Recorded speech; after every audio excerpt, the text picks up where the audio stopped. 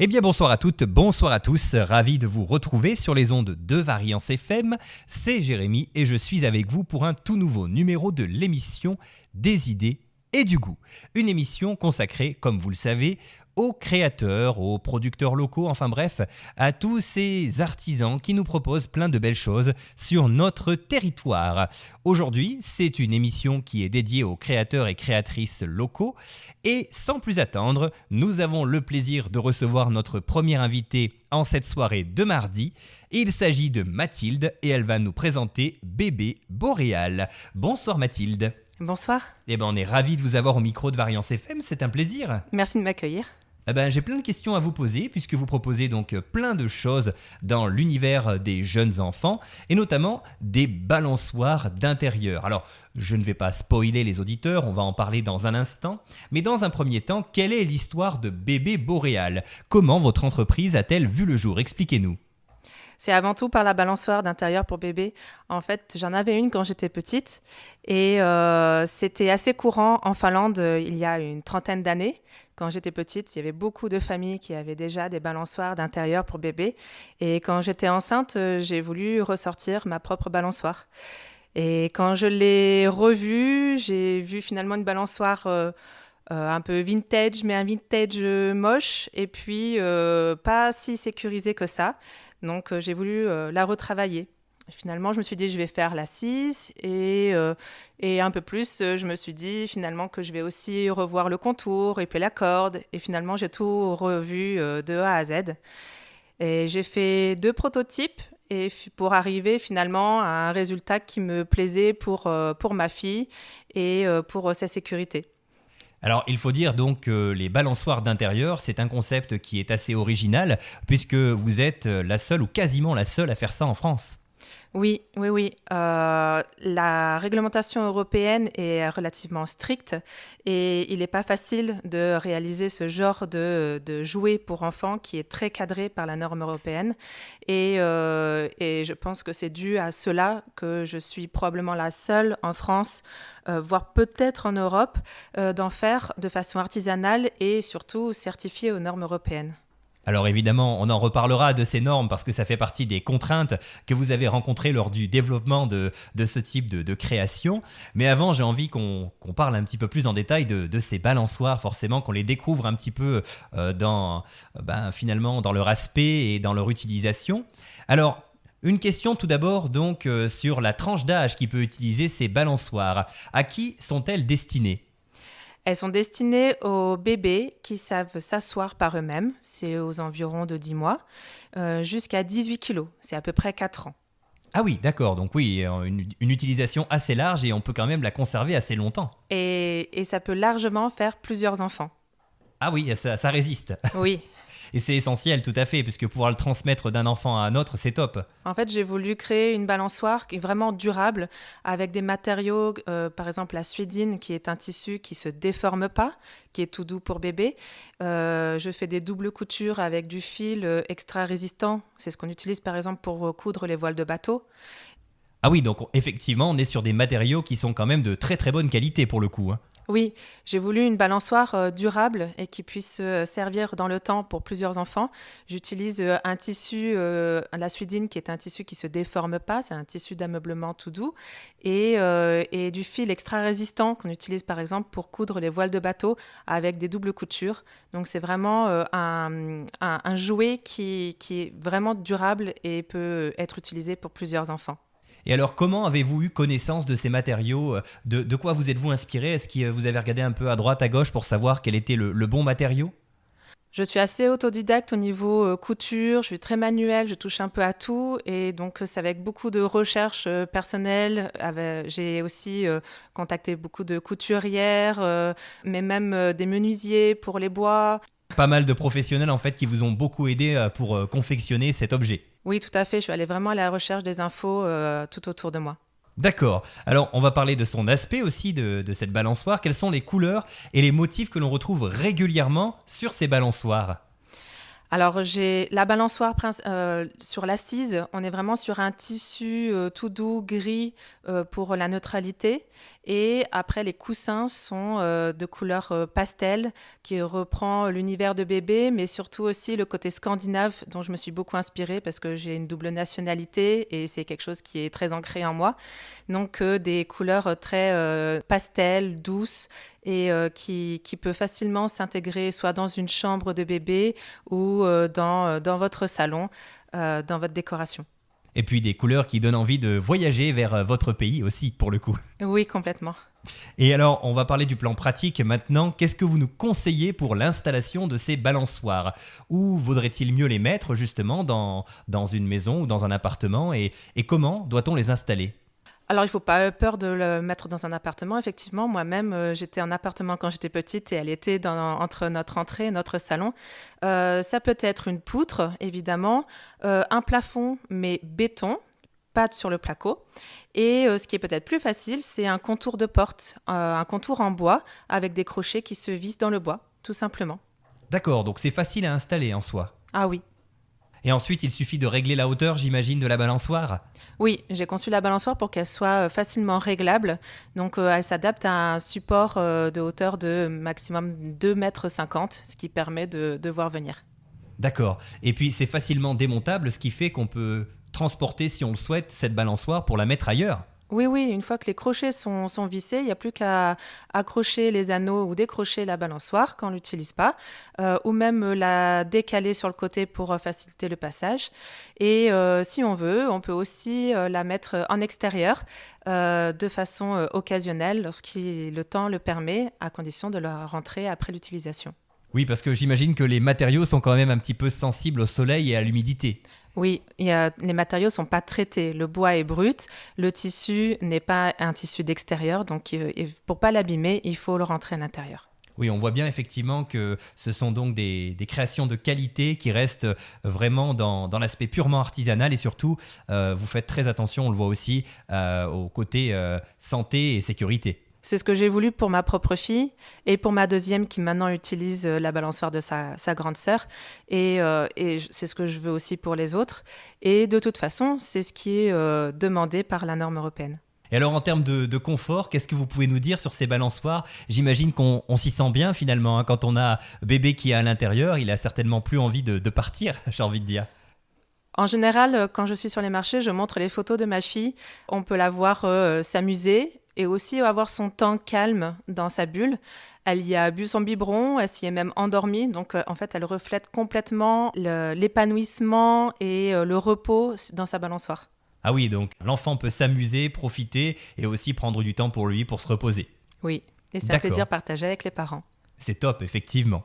Et alors, on va parler contraintes maintenant. Quelles sont les contraintes que vous avez pu rencontrer en développant ces modèles de balançoires pour bébés? Vous parliez de normes déjà, j'imagine que ça a été compliqué quand même. Oui, je me suis arraché quelques cheveux. La norme européenne est très stricte pour le bien de nos enfants et heureusement. Mais alors, pour pouvoir créer un jouet pour enfants de façon artisanale, ça complique les choses, forcément. Donc, je me suis basée sur ce que j'avais déjà conçu et après, j'ai essayé de l'adapter en fonction des exigences de la norme européenne. Pour vous donner un exemple, j'ai envoyé 9 balançoires à un laboratoire certifié par l'Europe qui a établi l'ensemble des tests. Et cet exemple, c'est la balançoire a subi pendant 1 heure un poids de 200 kg et il ne fallait pas qu'elle lâche. Et pour vous dire, quand j'ai reçu de nouveau les 9 balançoires, j'ai pas su quelle balançoire avait subi ce test-là. Ah oui, d'accord. Ouais, donc ça se voyait pas, il n'y avait pas de différence. Elle n'avait pas souffert. Oui, donc c'est résistant. Oui. Bon après, chers parents, ne vous amusez pas à vous mettre dedans, hein. Non. C'est vrai que ça pourrait tenter, hein, pour le coup, hein. Si on voit les enfants s'amuser et prendre du bon temps, hein, les adultes pourraient aussi avoir envie. Vous y avez déjà pensé d'ailleurs à une balançoire comme ça pour adultes ou pas? On me l'a souvent demandé. Alors, j'ai pas envie de me tenter là-dessus par rapport à mes capacités et au niveau artisanal, mais les industries sauront très bien faire ce genre de choses. Oui, j'imagine, effectivement, tout à fait. Je laisse ma place sur ce niveau-là. C'est déjà bien de le faire pour les bébés, c'est déjà beaucoup de travail. Oui. Et toujours dans les contraintes, vous me parliez tout à l'heure du fait qu'il ne fallait pas qu'il y ait de nœuds, c'est ça, sur la corde. Expliquez-nous un petit peu. Oui, c'est une exigence aussi, c'est qu'il ne faut pas que la balançoire puisse être défaite et remontée au risque que la personne ne refasse mal le nœud. Donc, il a fallu sertir la corde tout en gardant la possibilité que la corde soit réglable en hauteur. Et c'était là toute ma difficulté au niveau artisanal pour répondre à cette exigence. Et alors, en termes de fabrication, donc, vous faites tout de vos mains, à l'exception de la couture, où vous avez un petit peu d'aide avec votre machine, forcément. Oui, ma machine à coudre est mon fidèle allié. D'ailleurs, j'en ai deux, puisque j'utilise beaucoup de tissus très épais, avec 4 épaisseurs. Donc, il me faut une bonne machine qui encaisse l'épaisseur et une machine plus légère qui encaisse, qui permet de coudre des petits tissus fins comme la double gaze, qui est très appréciée pour les bébés. D'accord. Et un peu de découpe également au niveau du bois, j'imagine? Ah oui, oui, oui. Je coupe le bois, je le ponce, je le perce et je fais toute la couture, je fais tout le montage et je sertis les cordes. Et je mets tout ça dans un joli petit pochon pour pouvoir offrir et pour pouvoir ranger la balançoire et pour que ça soit aussi esthétique pour l'offrir pour les premiers anniversaires ou un cadeau de naissance ou de baptême. Voilà, c'est très apprécié. J'essaie de faire quelque chose de sympa, mais vraiment, vraiment tout de moi-même. C'est ce qui me plaît en fait dans mon métier, c'est de à la fois créer, fabriquer, mais après aussi tous les à côté qu'on ne voit pas toujours, c'est faire de la communication comme aujourd'hui, ça va être aussi de chercher des fournisseurs, ça va être vendre en direct, il va y avoir tous les volets comme ça du métier d'artisan. Oui, et puis faire plaisir aux autres, c'est chouette, hein. C'est vrai que ça donne le sourire de voir tous ces gens qui ont un joli cadeau à offrir. Oui, exactement. En fait, je me donne un mot d'ordre, c'est de vendre en direct. Ce que j'aime, c'est le contact avec les personnes qui sont intéressées par la balançoire, parler de la balançoire, avoir leur retour et le «Oh waouh, j'ai jamais vu ça, c'est trop beau» ou alors quelqu'un qui me dit «Oh, j'ai jamais vu ça, continuer» alors que la personne ne sait pas qui je suis ni mon parcours, mais rien que de la personne qui me dit «continuez comme ça me rebooste pour la suite. Et puis ce qui est chouette dans des créations artisanales, c'est que les petites erreurs finalement leur donnent encore plus de valeur puisqu'on n'est pas sur quelque chose de parfait finalement, contrairement à ce qu'on verrait dans l'industrie. Je suis assez perfectionniste, mais c'est vrai que dans l'artisanat, il n'y a rien de parfait. Il y a toujours la petite signature du moment, de la personne, et c'est ce qui fait son charme. Et oui, tout à fait.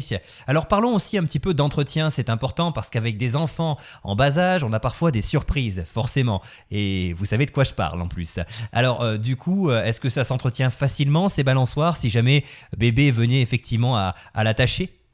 Oui, complètement. Alors, comme je disais, la suédine, c'est un tissu d'ameublement qui est déperlant. Donc, un coup d'éponge et la bavouille ou le petit biberon qui a fui, les taches partent facilement. Et les coussins et les housses de coussins passent en machine sans problème. D'accord, oui, donc c'est vraiment très très pratique pour le coup. Et est-ce que vous avez déjà envisagé un système de balancier qui permettrait, par exemple, de bercer les plus jeunes enfants tout seuls ? C'est vrai que ça déchargerait un peu les parents de pousser la balançoire, mais j'avoue que non, j'ai voulu vraiment un jouet qui reste simple, vraiment dans le côté scandinave, quelque chose d'authentique. Et ça n'empêche pas, si le parent veut rester assis un petit peu plus loin, d'attacher une petite corde pour balancer à distance. À l'ancienne, oui, effectivement. C'est ça. Mais oui, c'est vrai, on reste dans la méthode traditionnelle, tout à fait. Et est-ce qu'on peut vous demander des balançoires qui seraient personnalisées ? Et si oui, qu'est-ce qu'on peut vous demander de faire dessus ? Oui, complètement. Je pense que c'est tout l'intérêt de faire quelque chose d'artisanal et sur demande. On peut choisir la couleur des tissus, des coussins. Comme je disais, c'était plutôt dans une gamme de couleurs pastel, mais on peut tout me demander finalement. Et je propose aussi la personnalisation avec le prénom du bébé brodé sur le coussin que je brode moi-même avec plaisir. Par contre, il y a beaucoup de parents qui me demandent sans personnalisation, puisque comme c'est une balançoire qui est durable, elle est facilement utilisable par plusieurs enfants, donc la broderie n'est pas toujours demandée. D'accord, oui, c'est un petit plus, mais ce n'est pas obligatoire. Non, après ça n'empêche pas de changer les housses de coussin. Oui, c'est vrai, effectivement. Changer de couleur un peu de temps en temps, c'est pas plus mal non plus. Voilà. Et est-ce que vous avez déjà prévu pour ces balançoires de mettre éventuellement des petits accessoires ou des petites poches pour du rangement? Puisque c'est vrai que les enfants ont toujours par exemple leur doudou avec eux, donc il faut bien le mettre quelque part. Oui, j'y ai pensé. Par contre, je suis encore freinée par la réglementation européenne. C'est justement des petits accessoires, des petites améliorations que j'envisage, mais j'y vais tranquillement pour les variantes. Et oui, forcément, il faut laisser le temps au temps. Vous avez mis plusieurs années, vous me le disiez, avant de réussir à développer en fait cette balançoire, donc c'est sûr que c'est du travail. Oui, ma première fille est née en 2020. J'ai commencé à y réfléchir pendant ma grossesse. Et voilà, aujourd'hui, on est 2026. Il m'a fallu un beau bout de temps. Mais voilà, ça fait plus de 2 ans que je suis à mon compte et que je commercialise cette balançoire toujours avec autant de plaisir. Alors, vous ne faites pas que des balançoires, vous avez également plein d'autres idées en tête.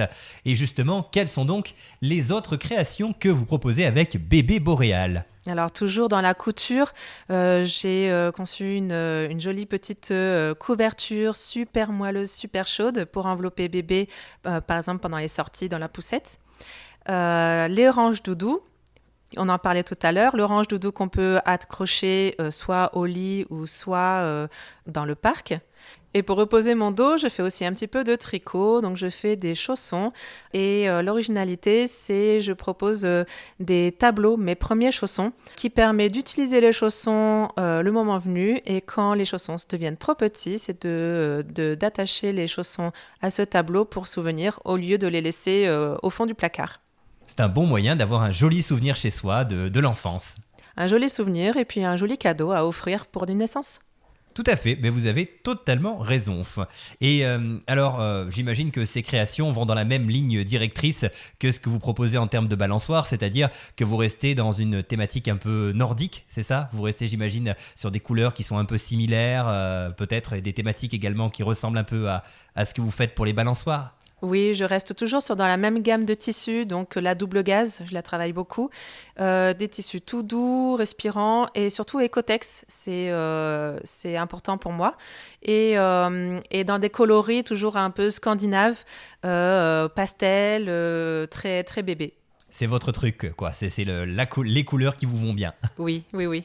Et alors, parmi toutes ces petites créations, finalement, quelles sont celles que vous préférez faire? Est-ce que vous avez une préférence parmi les chaussons, les couvertures, les balançoires? Qu'est-ce que vous aimez le plus? J'adore le côté douillet de la couverture, mais ce dont je suis le plus fière, c'est quand même la balançoire. J'y ai mis beaucoup de travail et l'originalité de cette balançoire m'est très chère. Donc, chaque balançoire, j'y mets tout mon cœur pour la fabriquer. Eh ben en tout cas, c'est un joli moment de vie que vous partagez en créant ces balançoires, en fait, parce que vous aussi, ça évoque pas mal de souvenirs et du coup, vous pouvez raconter tout ça à chaque fois que vous en vendez une à quelqu'un et ça, c'est vraiment beau, en tout cas. Et est-ce que vous avez déjà envisagé des partenariats avec des professionnels ou des structures diverses et variées?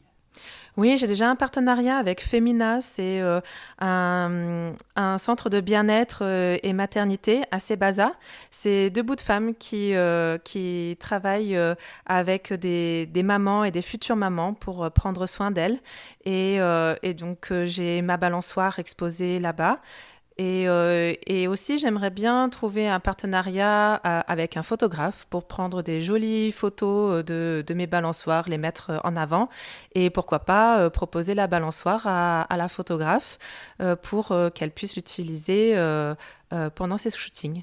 Eh ben écoutez, en tout cas, l'appel est passé. Si on a un photographe qui écoute ce soir ou une photographe, eh bien n'hésitez pas à contacter Mathilde, elle sera ravie de collaborer avec vous. Alors parlons maintenant un petit peu de projets. On a évoqué les quelques accessoires qu'on pouvait mettre sur les balançoires. Est-ce que vous avez également de nouvelles idées de balançoires, de nouvelles idées de création également peut-être que vous voudriez évoquer avec nous sur les ondes ? Je suis en train de réfléchir sur des capes qui peuvent être utilisées dans les voitures de façon sécurisée, sans avoir de manteau entre le bébé et la ceinture de sécurité. Oui, c'est vrai que c'est important parce qu'on rappelle que la ceinture peut être dangereuse pour les enfants qui ont un manteau en voiture. Tout à fait. Et oui, la sécurité avant tout, comme vous l'avez dit tout au long de cette interview. En tout cas, Mathilde, on vous remercie pour ce temps d'échange qui était très intéressant. Alors, j'ai quand même une dernière question très importante à vous poser. Où peut-on vous retrouver ? Est-ce que vous avez une page Facebook, un site internet ? Est-ce qu'on peut peut-être donner quelques lieux dans lesquels on pourrait vous rencontrer prochainement ? Vous pouvez voir toutes mes créations sur mon site internet et les réseaux sociaux, Facebook et Instagram. Mais je privilégie beaucoup le contact en direct, donc il suffit de m'appeler ou alors de me retrouver dans les différents marchés aux alentours. Il y a par exemple le festival Mamma Mia à Otesa le 6 et 7 juin. On peut me retrouver aussi cet automne à Talent de Femmes à Vichy ou les marchés de Noël dans le département. D'accord, donc oui, vous avez déjà pas mal de dates qui sont prévues. Vous n'avez pas de boutique spécifique pour l'instant, pas de boutique qui vous est vraiment dédiée ? Non, pas de boutique, j'aime bien aller au contact des gens, donc je préfère aller faire les marchés. Eh ben, ça viendra peut-être un jour aussi avec d'autres créatrices, peut-être que vous exposerez à leur côté. Et voilà, en tout cas, c'est tout ce qu'on vous souhaite. Merci en tout cas Mathilde d'avoir été avec nous, on était ravis de découvrir ces balançoires. Et puis on espère que plein d'enfants pourront profiter de ce beau concept qui, on le rappelle, est unique en France et peut-être même en Europe. Oui, merci à vous. Et au plaisir de vous réavoir très bientôt sur les ondes et nous sur Variance FM.